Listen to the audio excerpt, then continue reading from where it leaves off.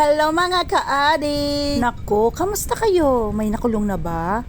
Wala pa din. Di bale, tuloy pa rin ang buhay natin. Kasi wala naman tayong magagawa. Nasa batas ang pagbabayad ng buwis, kaya kahit ayaw nating magbayad, ay hindi pwede, baka tayo makulong. Tapos tuloy-tuloy pa rin ang pagnanakaw, no? Yun lang ang masakit. Pag di ka nagbayad ng buwis, ay yari ka sa kanila. Pero yung mga nagnanakaw ng bilyon, hindi makulong-kulong. Unfair! Ay, nagsasampay nga ako at matatapos na nga ako sa ginagawa ko, ay bigla namang dumating tong in-order ko. Ay, teka lang, kukuha muna akong pambayad. Maya-maya ipapakita ko sa'yo kung ano yung in-order ko. At tapos na nga ni akong magsampay. Oh ha? Ayan nga ang in-order nga ni. Nag-order nga ako neto. Ewan ko ba kung bakit ko in-order. 39 pesos lang kasi yan. Yan para pala dyan sa dress ko. O pak, ganun. Kung trip nyo din tong in-order ko, ay nasa comment section lang. Tanghalian na pala at bago nga ako magluto ng pananghalian, ay lilinisin ko nga muna to. Ito nga ang exhaust fan at napakadumi na kanina. Nanlilibahid nga ni. Luto mo na, linis mo pa, buhay nga naman. Well, masaya ako na malinis yung paligid na pinaglulutuan ko. Honestly, ang saya naman talaga magluto. Pero pagdating sa hugasin, ay nako, suko ako. Kita nyo ba tong 3 burner gas to? Ganda no, na-order ko lang sa Shopee yan. Check nyo yung comment section ko pag gusto nyo mag-order. Maghihiwa na nga ako ng kalabasa. Nahulaan nyo ba kung ano yung lulutuin ko? Yes, magluluto ako ng ginataang sitaw at kalabasa. At sasahugan lang ng ground pork. Eto nga, habang nag-aasikaso ko, ay may batang magulo na nakikialam na naman. What? Mom, what? Mommy, You want to cook? what's mom? What you want to cook? Vegetables? Here. Try it. What's this? Squash. What's that? No. Wow, Jamin want to cook? Oh, here. Thanks.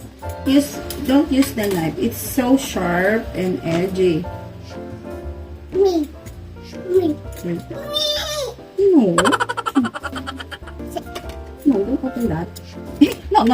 Don't put the squash inside. Bye-bye, guys. Bye-bye, guys. See you next time. Next time. Kaading. Adding. I know how to cut. Welcome to our vlog. Welcome. Vlog. We're going to cook I cook. squash. Say, come on. Come on. Say, come on. Come on. Stay with us. Take us. Thank you.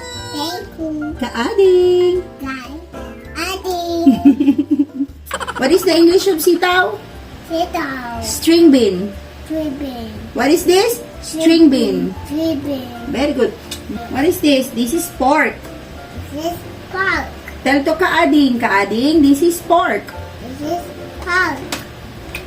Oh, what's this? Tomato. Tomato. Tell to the Kaading, this is tomato. This tomato. Me it. Okay, I'm gonna cut it. What's this again? String This. bean. Dribbling. What's that? Dribbling. Oh, what's this? Squash. Yeah, got it. I got it. It won't work. 4,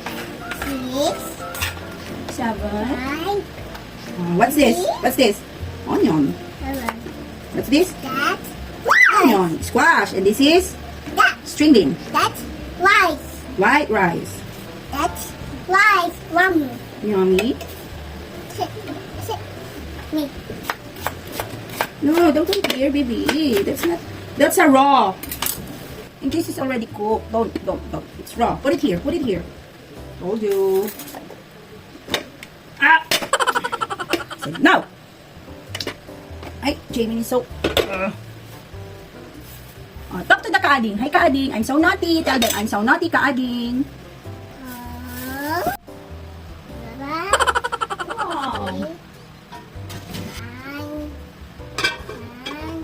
Oh, let's check. Uy. Wow, what's this? Sugar. No, that's not sugar. You know what is this? That's Salt. salt. This is a salt.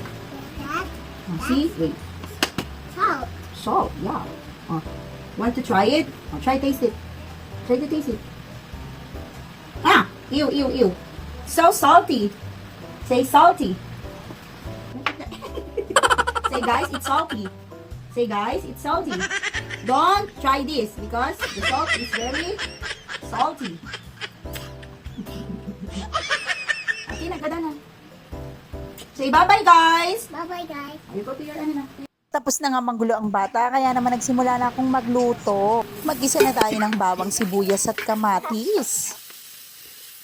Napapadalas nga ang paggugulay namin dito sa bahay. Siyempre, dapat healthy living na tayo, no? Ilang taon na ako? 35 at ang dami ko ng signs of aging. Nakalimutan ko nga dyang igisa yung ground beef. Kaya naman isinabay ko na kanina sa pagkulo ng gata. Bago ko nga nilagay yung gulay, tinimplahan ko ng paminta at asin. Haluan pa natin para matuyo ng ganyan, oh. Tapos magluluto ako ng pork chop para may kapartner yung gulay natin. Napalambot ko na nga sa martilyo yung pork chop. Kaya naman inihahanda ko na yung mga pang-coating. Kumuha lang ako ng konting flour sa crispy fry para i-butter. Para mas effective yung coating. Tapos breadcrumbs. Tara nga ni, umpisahan na natin ang coating para makapagprito na. Ready na ang first coating kaya iprito na natin.